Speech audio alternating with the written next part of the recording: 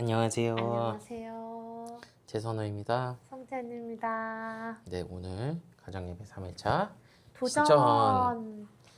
도전이건 시작이건 중요하지 않죠. 어찌됐건 오늘도 이렇게 은혜의 자리를 사모하게 됐다는 게 참 감사한 일 같습니다. 오늘 우리 함께 하실 그 가정예배 순서는 교재 268쪽에 있는 64번째 가정예배입니다.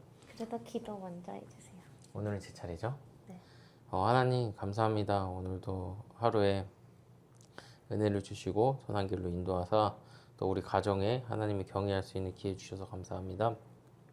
하나님 이제 말씀에 은혜를 받고자 합니다. 하나님께서 저희 가정의 주인 되시고 머리 되심을 고백하며 하나님 예배드리오니 영광 받아 주시옵소서. 우리 주 예수 그리스도로 기도드립니다. 아멘. 한번 복습해볼까요? 네. 대답을 해주세요. 네. 첫 번째, 예수님은 언제 사도들에게 성령 부어주셨었죠? 오순절 날에 부어주셨습니다. 맞아요. 저도 하나 해가보실래요? 네. 사도들이 성령을 받았을 때 어떤 일이 일어났습니까? 한 번도 배우지 않은 여러 나라의 언어들로 예수님을 증거하게 됐습니다. 네. 그게 어제의 내용이었죠. 오늘은 사도행전 2장 22절부터 24절, 33절부터 41절까지 말씀을 한 절씩 교독하겠습니다. 이스라엘 사람들아, 이 말을 들으라. 너희도 아는 바와 같이 하나님께서 나사렛 예수로 큰 권능과 기사와 표적을 너희 가운데서 베푸사 너희 앞에서 그를 증언하셨느니라. 그가 하나님께서 정하신 뜻과 미리 아신 대로 내준 바 되었거늘 너희가 법 없는 자들의 손을 빌려 오빠가 죽였으나 하나님께서 그를 사망의 고통에서 풀어 살리셨으니 이는 그가 사망에 매여 있을 수 없었음이라. 이제 33절부터 저부터 읽을게요.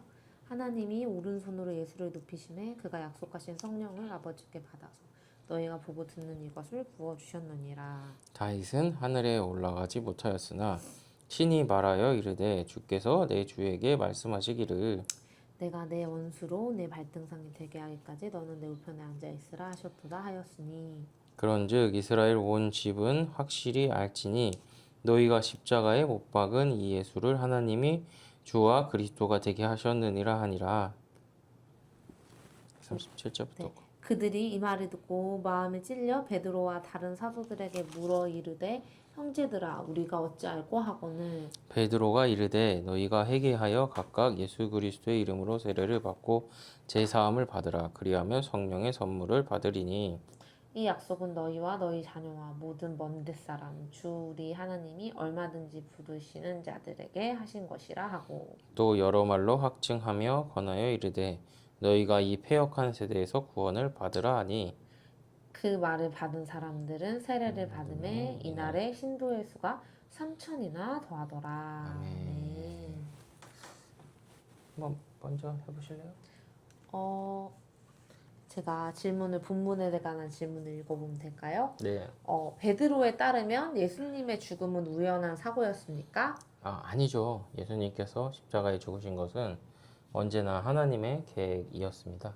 이것이 아니면 우리의 죄를 해결할 다른 길이 없었기에 그러나 그것이 하나님의 계획이었더라도 예루살렘의 유대인들은 여전히 예수님을 죽인 죄가 있었습니다. 베드로에 따르면 예수님은 죽은 채로 머물러 계셨습니까? 어떻게 됐나요? 아닙니다. 하나님의 능력으로 죽은 자 가운데 살아나셔서 하늘로 올라가셨습니다. 그러면 유대인들은 베드로의 메시지를 어떻게 반응했나요? 회개와 믿음으로 응답했고 세례를 받아 교회에 들어오게 되었습니다. 네, 오늘은 좀 해설을 지한이가 한번 읽어주세요. 네, 제가 한번 읽어보겠습니다. 핵심 내용. 예수님은 성령을 부어주심으로 우리를 죄에서 회개하게 하시고 왕이신 자신을 영접하게 하신다. 예루살렘 거리에서 갑자기 여러 나라 말로 말하는 이 이상한 사람들을 보려고 큰 무리가 모였어. 많은 사람은 그 뜻을 알고 싶어 했고 어떤 사람들은 사도들이 술에 취해 정신을 잃었다며 비웃었어. 그래서 베드로가 일어나 성령 감림 이후 최초의 기독교 설교를 전했어. 베드로는 구약 성경 세 곳을 인용해서 하나님께서 오순절을 오래전부터 약속하셨음을 보여주었어. 메시아는 자기 백성의 죄를 위해 죽지만 무덤에 버려지지 않고 다시 살아나 하늘에서 하나님의 오른편에 앉아 다스리실 거라는 말씀이 이미 기록되어 있었단다.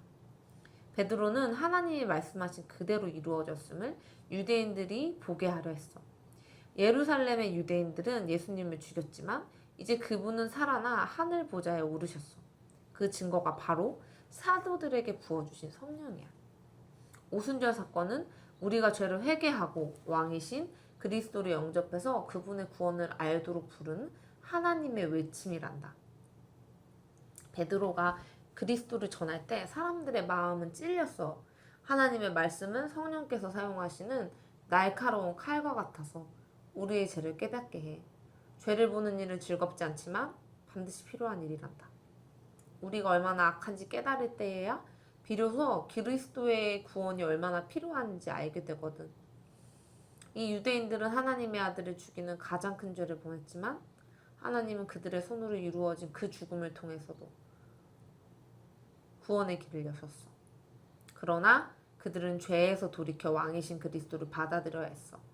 회개와 믿음 없이는 아무도 구원받을 수 없어. 베드로는 또한 그들이 세례를 통해 교회의 지체가 되라고 권했어. 참된 교회는 예수님의 구원의 다스림 아래 사는 백성들이기 때문이야. 그리고 그곳이 이 땅에서 하나님의 나라가 드러나는 곳이란다. 아멘. 이 내용을 살펴보면 질문이 오늘 3가지 정도 있네요. 한번 돌아가면서 얘기해 봅시다. 네.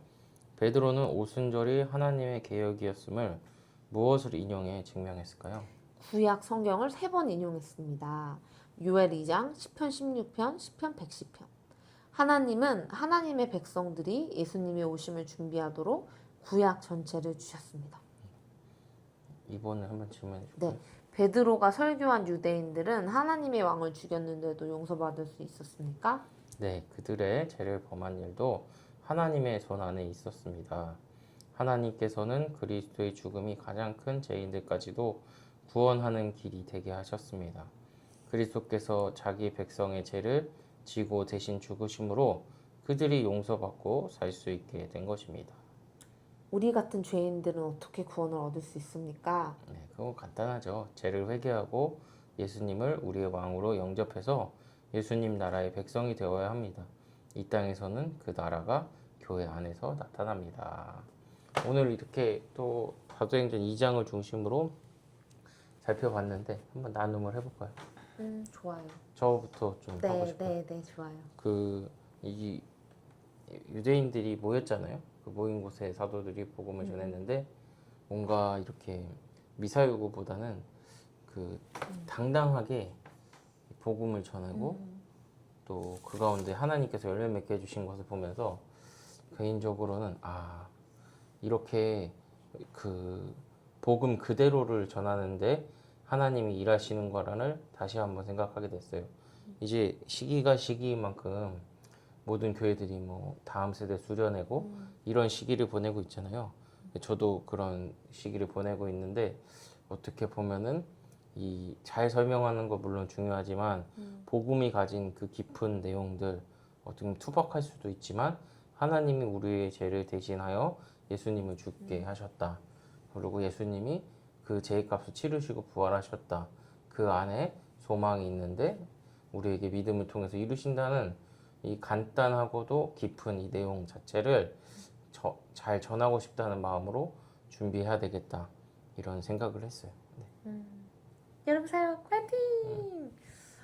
저는 이 질문에서 베드로는 오순절이 하나님의 계획이었음을 무엇을 인용해 증명했습니까? 이렇게 물어봤잖아요. 이 질문을 할 때. 그러면서 계속 사실 이 본문에서도 그냥 베드로가 자기 직관으로 얘기하는 것이 아니라 구약을 인용하거든요. 맞아요. 하나님의 말씀을 인용하고 있는데 이걸 보면서 하나님이 우리를 구원하기 위한 계획이 그냥 갑자기 하나님이 오늘 기분 좋으니까 구원해야지 이게 아니고 아주 오래전부터 계획하시고 그것을 이루어진 것이다라는 것이 저한테 오늘 좀 더 새롭게 좀 생각하게 된 부분이 있었어요. 알고 있었지만 우리의 구원이 아주 오래전부터 하나님이 계획하셨구나.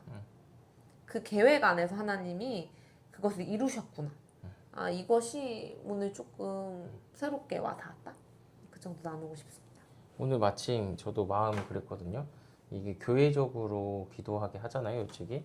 그래서 우리 교회뿐만 아니라 지금 이 시기에 말씀을 맡은 수련회를 준비하는 목사님들, 전도사님들, 강도사님들을 위해서 또 선생님들, 스텝을 위해서 기도하고 싶다 했는데 마침 이 책의 기도 제목이 성령께서 우리 목회자들에게 담대히 그리스도를 전할 능력을 주셔서 그리스도의 나라가 널리 퍼지게 하시기를 기도한다 했는데 맞는 것 같아요. 그래서 이 기도는 마침 기도는 지한이가 한번 해주고 제가 예. 네, 제가 기도하겠습니다. 기도 너무 좋아요. 기도하겠습니다. 하나님, 성령께서 우리 목회자들에게 담대히 그리스도를 정리할 능력을 주시기를 원합니다.